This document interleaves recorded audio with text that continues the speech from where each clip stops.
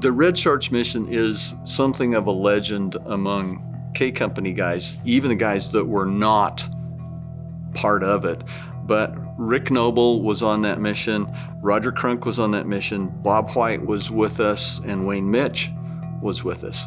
There were 2 teams together, my team and Rick's team, so there were 8 of us on that mission. It was an ambush mission. In the area that we were working in, relatively flat, relatively open, and there had been a tank unit working in that area, and they knew there were Viet Cong and perhaps even North Vietnamese soldiers in the area, but they could never find them. It's hard to sneak up on anybody in a tank. The thought was that if you took a couple of LRRP teams, made a heavy ambush team, and put them in and inserted them off of the tanks, off the tracks, then you might have a chance to find out who they were and ambush them. So we had very carefully planned this. Rick and I spent a lot of time coordinating because it was real different than what we normally did. Normally, we flew in on helicopters. So that was, you kind of told the helicopter pilots where to go, told them which side of the LZ you wanted them on. But this one, we were supposed to fly in with the logistics helicopters that morning. And the idea was that they flew in every morning, so it wouldn't attract a lot of attention. We get off, and Rick and I are both checking our commo, and we can't get hold of the tanks or the tracks. And we couldn't get any other communications because we knew that was going to happen because it was a terrible area for commo. And so while we're there trying to figure out what's going on, the tanks start up and drive off. And so here we are. And I mean, we knew where we were and we knew where we were supposed to go, but we had no transportation to get there, and it was a long ways. We couldn't get commo to our hire because of the communications, and they weren't expecting to hear from us because they knew we were going to be in the tanks for an hour. So there we were. So we started moving a little bit to try to find a place where we could get some communication. Whoever was walking point, and I don't remember who it was, stopped the team and motioned me forward and look out in front of where we're at, and we see a Vietnamese probably 100 meters away, and he's running across, probably on a little, maybe on a path or perhaps a little dry dike for the dry rice paddies. And he has no weapon, he has no equipment, and he is hooking it. He is running as fast as he can run. All of that's weird, but the only thing the guy was wearing was a pair of red shorts. And we had no idea. I mean, it made no sense. We were, I think, busy enough that it didn't occur to us that this was extremely weird, because I think what we thought was he'd probably seen us and was probably Viet Cong, and he was probably going to let people know where we were. But the longer we thought about that, the more, this makes no sense. We talk about it today, it makes no sense. So we started moving, and we were moving to try to find communications, and we would see indications that there had been enemy soldiers in the area. And we fished around and found a little commo, eventually got commo with either a helicopter or a FAC bird of some kind. So at that point we felt like, well, we could probably stay. We started to move toward where we were supposed to set up the ambush. Commo got bad. We moved a different direction. Eventually we established a radio relay with a team on top of the pass in the Manging. So we had decent communications there, but we had to find a night location. So we started up a little ridge and ran into something. And I don't know that any of us ever really know what it was, whether we saw it. Looked like maybe a bunker. So we stopped. We couldn't go any farther, and we were in a really strange place to set up a night location, which I think eventually worked in our favor. We had been detected, and we suspected that, but by about dark, we started getting movement, and we started seeing troops moving toward us. It was clear they didn't know where we were exactly, but it's clear that they were looking for us. During the night, they continued to probe, and finally they got close enough to us that we had to respond to it. So they knew we were there. I think the fact that we had a machine gun surprised them, because that would indicate usually an American unit was squad or better. We had an M79 grenade launcher, which I think, again, probably surprised them a little bit. I don't know that they expected that. But we kept them off of us most of the night. I had to fire artillery, 175s, and this was an interesting situation because we were too close for the 105. So they had to fire at an extremely high angle, and they were notoriously inaccurate. And they were worse at long range and even apparently worse at close range.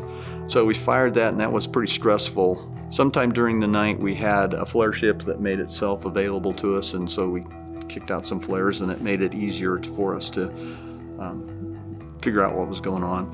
In the morning, as soon as we had assured ourselves that they weren't out there waiting for us, we did look around to see what we could find, and clearly there were some blood trails and there were some bandages, but the North Vietnamese and the Viet Cong were famous for being able to clean up a battlefield, and clearly guys were hurt, but we found nothing in terms of that. So we start out, which was again weird because we normally didn't walk out. We started out, the tanks came back, and well, that's cool, we'll ride out on the tanks. We're going out and we're sitting on a tank, and somebody, a Viet Cong apparently, was in a little brush line or something and popped up out of a spider hole and start shooting at the tank with an AK-47. He was probably shooting at us because we were on the outside. Well, the tank stopped. We all ended up on the ground, and he fired around at wherever this came from, and that kind of stopped that. We decided right then and there riding the tanks is probably not a good idea, so we got off. One of the stranger things that ever happened to me in Vietnam happened not long after that. We were walking in a tactical formation, spread out a little bit. I walked past the spider hole and didn't see it. And Bob was behind me, and the guy in the spider hole flipped open the lid, and he was going to shoot me in the back. And Bob saw him and prevented him from shooting me. Well, when Bob shot, everybody was on the ground. But it's one of those clear things. That's a story that you could have told me, and my memory of it and my reaction to it would have been that was a story that happened to somebody else. I have no visual reference of any of that happening. Bob just told me. And so, you know, we talk about that a lot. It's weird. I know it happened, but I don't really have anything other than somebody else's say-so about what really happened. So it was an amazing thing. I ended up in some trouble because a senior commander, he was a brigade commander, I'm sure, got a hold of me as we came off, when we got out. He accused us of faking the contact, and he really went after me. And I probably would have been better served if I'd have just eventually kept my mouth shut, but he went after me and accused us of faking a contact, and the big thing for him was if you had that kind of a contact, there should have been a body count. And there wasn't. Maybe if we'd have spent another 2 hours banging around in the brush, we might have found something, or they might have added us to the body count. But what I told him was, sir, I had 8 bodies going in. I had 8 bodies coming out. That's all I had the time to count for. he went ballistic. Later on, Top and Lieutenant Martin and I were summoned. What happened was, the next morning, the runner from the CO's office came to me and said, you need to get cleaned up, put on a clean uniform, and get to Top's office. So I did. I went down there. Top and Lieutenant Martin were there, and I'm going, okay, well, I'm going to be at PFC in about 15 minutes. And so we go up there and we walk in, and Lieutenant Martin was the first lieutenant, West Point grad, and Top Keller, who was extremely well thought of, and Dave Bristol, 21-year-old staff sergeant who's scared out of his gourd. We walk in there, and this colonel had all 3 of us at attention, and he started in on me, and he was just ripping me. And those 2 guys had to stand there. At some point, a senior officer walked through. I don't know who it was, but whoever it was outranked a full bird colonel. Somebody saw him and hollered attention, and so the colonel had to come to attention. And this guy walked around. I don't know who he was. There's some speculation as to who it might have been, but I was so scared and so upset that I didn't know what was going on. He walked over to First Sergeant Keller and he said, "First Sergeant, can you vouch for the integrity of this young ranger?" And Keller said, "Yes." And went around on the other side and he says, "Lieutenant, can you vouch for the integrity of this young ranger?" And he said, "Yes." And he turned to the colonel and said, "I believe we are done here, Colonel." And I just go, I mean, I didn't fully comprehend what had happened. So I don't know what happened with the rest of it. I know that this colonel had some other run-ins. He was mad because I had diverted choppers, and I thought it did a pretty good job. At that point, I think I was so boogered and beat mentally that, and I knew what I'd done. All my guys were safe. You do what you got to do. Again, it was a misunderstanding. You have this horrific contact. There should be some evidence of what happened there. But remember that if you're a four-man team, we could raise all kinds of cane. But it was always extremely short, extremely violent, and then we got away, set up again so that if there was another contact, it was in our favor, not theirs. Looking for an alerted LRRP team was dangerous, because if you didn't know exactly where we were, you could have a problem. We had 4 claymores with us. And so, I mean, that was enough to defend, 40 meters on a perimeter, and we would be defending a tiny little area with them. People will ask sometimes, were you afraid? It's almost a question that's so broad that it's really not relevant. On one level, yeah, you were, because the possibility of being hurt or killed was always there, but you couldn't let that get in the way of things. So you planned, you did the best you could. But yeah, there was real fear. Insertions were scary. And once you were on the ground, there was something you could do about it. You kind of had a basis for action, but there was that time, that last 4 or 5 minutes when you're going in, just gut-wrenching, because you didn't have any idea what was going to happen. Most of the time, if you did everything right and the circumstances were right, nothing happened. Once you knew that you were in some danger of maybe being in contact or being compromised, then that ratcheted up and you did feel fear. I think one of the more interesting things that happened about fear was frequently, and it happened to me a lot, was if you were anticipating something was going to happen, you thought there were going to be bunkers here or something like that, and then it didn't happen, you would think that you would just be relieved. And almost without exception, it just infuriated me. I just got angry. And it doesn't make any sense. That carried over some into what happened once I got home. It's an inappropriate reaction, doesn't make any sense, but it was very real. There were moments of absolute uncomfort, especially in the wet season. I mean, you were wet, and it didn't make any difference what you did.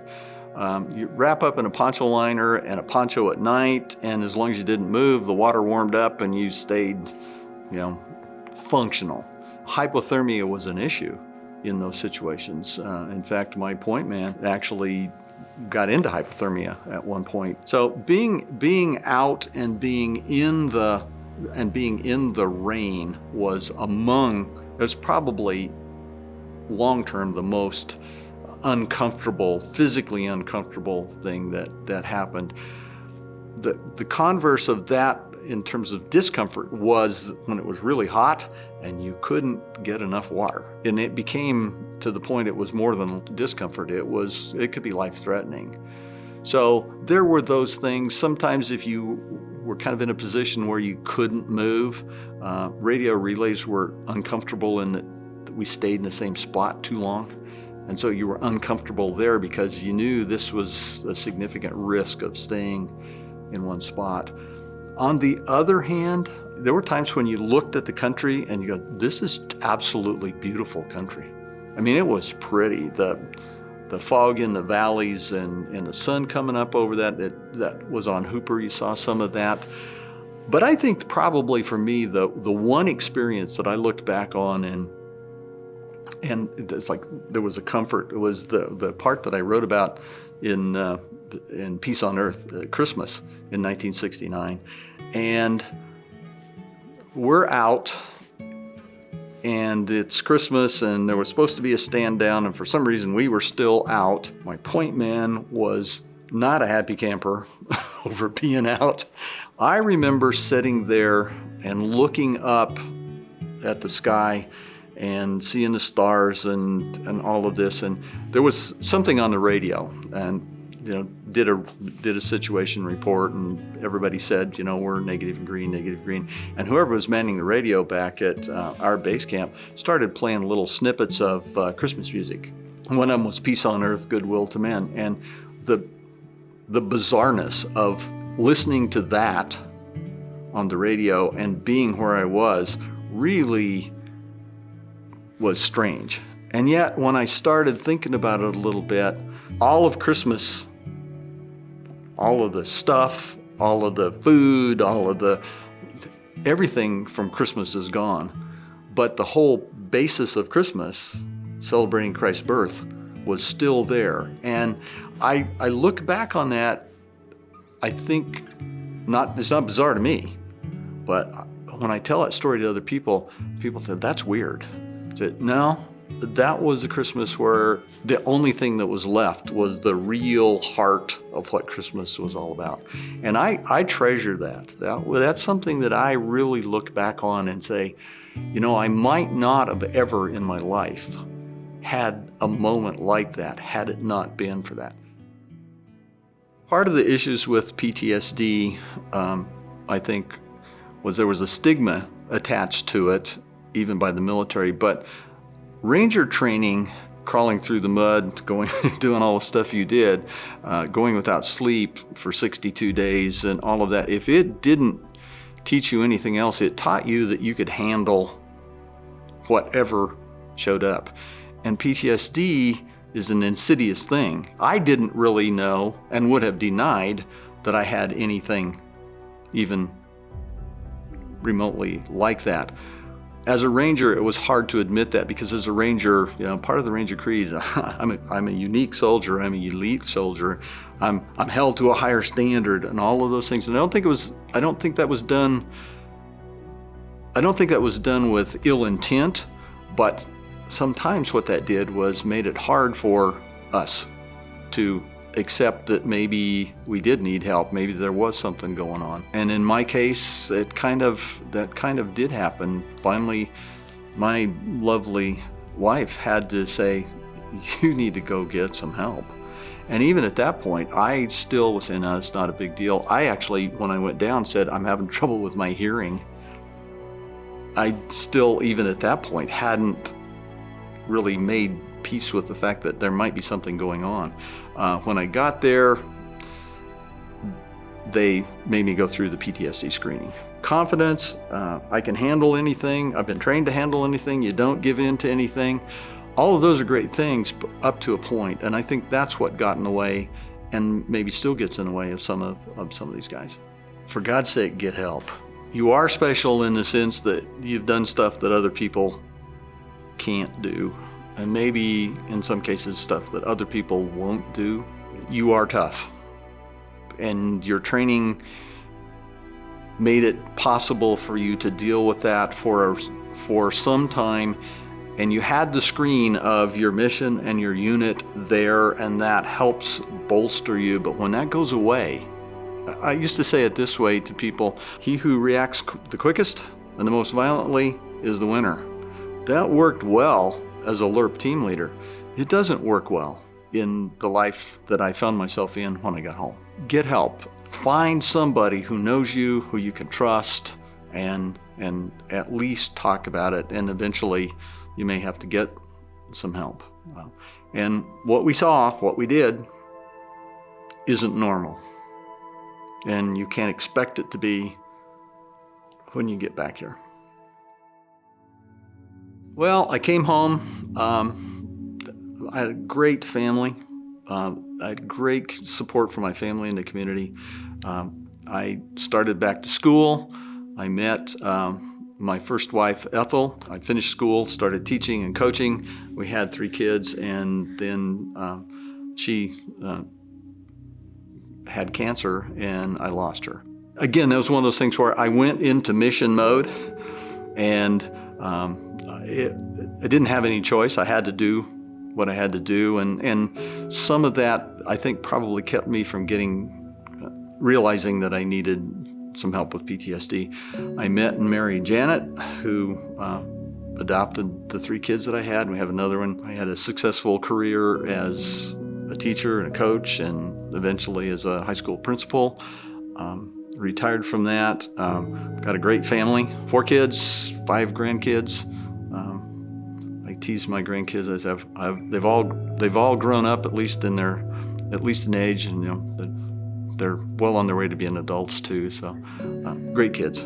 I am heavily involved with the church. I teach several classes I teach a class there that is primarily attended by young adults, most of them from the Job Corps that's there. I love it, enjoy it. It's good for me because I get to see young people who are sometimes struggling with stuff, but really working hard to get it fixed, and so it's good for me. For me, and I've said this many times, I will never be and have never been as good at anything as I was at that particular mission. That was part of when we talked about why didn't I stay in, was there was something in me that said, you're not going to be able to do that in a peacetime setting. So I think that there's an attractiveness of that being good at what you do. One of the things that irritated the heck out of me when I got back was not everybody even recognized what a Ranger was. I was just another guy that was in Vietnam, and that I was well respected, as most of the guys were, but that kind of went away. Now it's just another guy on campus at Mesa Junior College. The other thing is that setting is simple. You don't have to worry about food. They provide it. You don't have to worry about clothes. They provide it. You don't have to worry about the tools. They provide it. You only had one thing to do, and that was that mission. And you could just narrow in, focus in on that. And I think there's some attractiveness to that. Easily, the most attractive thing was the relationship that I had with the guys that you served with. There was a cohesiveness, a closeness there that I think all of us miss. And I don't think that's probably changed with time. And I think that's the biggest attraction of the reunions. I mean, Wayne shows up and Wayne's the Southern gentleman, and he's married to the quintessential Southern lady. And Bob shows up and he's just as nutsy and crazy as he always was, and it's there. It's like we've never really been apart for very long. We know each other's kids. It's close. I'm here really to represent the men of K Company and the predecessor units, the LRP units, the brigade LRRPs, the division LRRPs. Those were the predecessor units. Those guys built the mission. They did the heavy lifting. They created that. Sometimes they don't get the recognition that the Rangers get because it's a little more modern, it's a little sexier title. But those guys did the same thing we did, and they did it the hard way. They were the ones that developed the mission. Most of what we did, they had already learned how to do. With the 4th Division, from the time they started LRRP units, there were 53 men killed doing that. And we have a list of those names. There are 2 men who are missing in action who served in K Company. One of them was a brigade LRRP before I got there, and one of them was a guy who went missing with 101st after I had gone. I want to represent that and remind people that, not everybody came out of this as blessed with their health and their physical and mental issues as I did. And I don't want it ever to become like, okay, well, this was just kind of a happy-go-lucky thing. There were great things, but a lot of the guys suffered wounds and still suffer from them. We lose guys from all kinds of different things. We're not necessarily sure exactly what happens, but we've had some cancers and we've had some other issues, guys that didn't handle it well when they got home. So the cost is still there and we still see it. Yeah, I would be remiss if I did not thank my family and the community for the support that I got back. My first wife put up with a lot of stuff from me that I didn't even really kind of realize was going on. And unfortunately, she passed away before I really made a lot of progress. I don't think she thought it was horrible, but I look back now, I know it could have been better, so I appreciate that. I struggle sometimes. I don't really know why I made it home physically as healthy as I did, mentally as healthy as I did, but I wasn't better than guys that got hurt. There were better team leaders than I who had far worse things happen to them. I think some of it was just kind of luck of the draw. It could have happened to anybody. I'm blessed and I have chosen just to say, thanks, Lord. I do believe that my faith tempered some of what happened to me over there. I think it kept me from doing some things that maybe I would have regretted. And I think it also made it somewhat easier for me to begin to heal when I got home, because I had that support base probably there. So again, I think, thank you, Lord, for that part of it. And then the last thing, and I always say this, please understand that when you talk to an old veteran like me, we've done our share, but there's still folks out there carrying that load. It's a professional military. Those guys are in and out. In this last Afghanistan thing, it wasn't uncommon to find guys that have been 3 and 4 times. You'd be hard put to find a Vietnam veteran with 3 tours. Really, really hard put to do that. They bear an incredible load, and their families do as well. So, I think we have to keep that in mind. And I, for one, am very grateful that they do it. And I, for one, am not shy about talking to leaders who say, if you're going to send them, you better give them everything they need and you better support them when they get home. And if you don't send them.